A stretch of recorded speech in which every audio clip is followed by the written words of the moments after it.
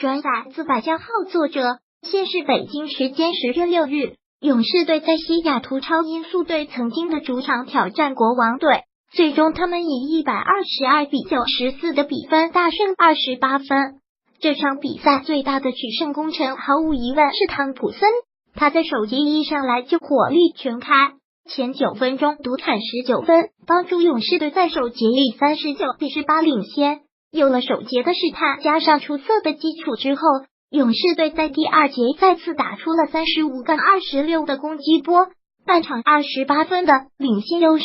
也彻底宣告下半场成为垃圾时间。汤普森全场比赛只花15次出手就高效的砍下30分，相信国王队也想起了3年前被汤普森统治的恐惧。毫无疑问，汤普森抢走了这场比赛所有的镁光灯，但是仍然有一个幕后的功臣不应该被忘记，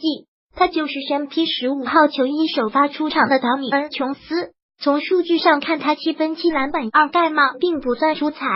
但是汤普森接手感爆棚，绝对有他的一份功劳。众所周知，汤普森作为一个传统的外线射手，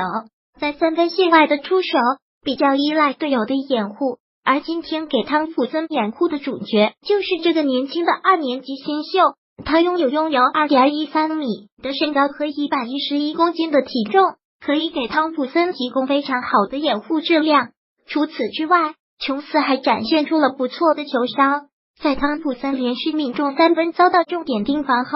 在第1节还剩5分28秒时，他在给汤普森做了一个掩护后迅速顺下，然后直接双手